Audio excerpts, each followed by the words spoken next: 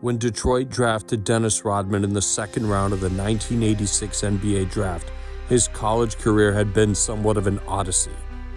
He was already 25 years old at the time, and he had spent time in community college at North Central Texas College.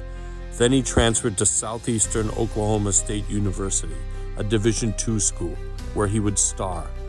Rodman was ready to play in the NBA as soon as he arrived. He was a valuable sixth man his rookie season. Then he would go on to play 5 straight years of 82 games. Rodman would win 2 Defensive Player of the Year awards with the Pistons on some fabulous teams. Rodman was a key player on 2 championship squads.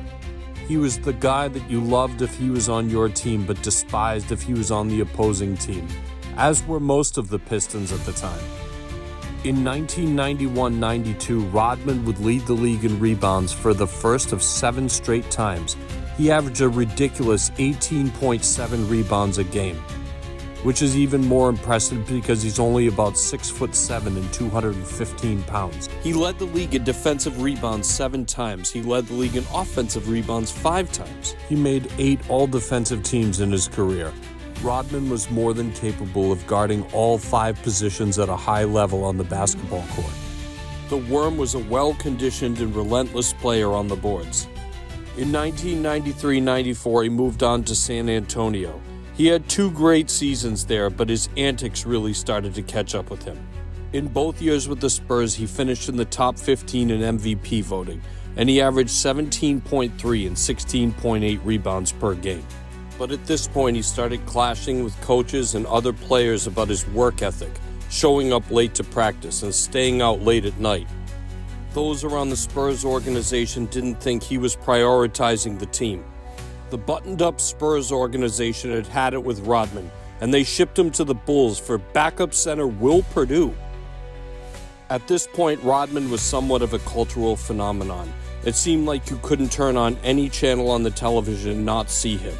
When he joined the Bulls during the 95-96 season, a season in which they would go on to win 72 games, Jordan told him beforehand, "Look, I don't care what you do in your personal life, and we don't have to be best friends, but you better bring it every day." Rodman agreed. The Bulls took home 3 straight rings, and yes, they had Michael Jordan and Scottie Pippen. Jordan was on his GOAT tour for the final 3 seasons of his Bulls career. But Rodman maintained his status as every bit the greatest rebounder in the league and one of the best defensive players. His versatility was magical for the Bulls.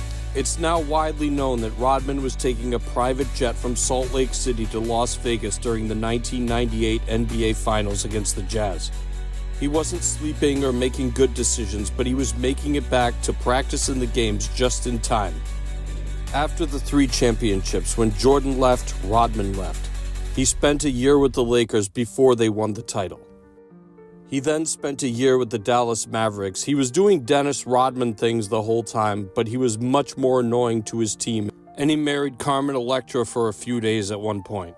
Rodman has always been somewhat of a lightning rod for controversy, and he's kind of always been in the pop culture zeitgeist.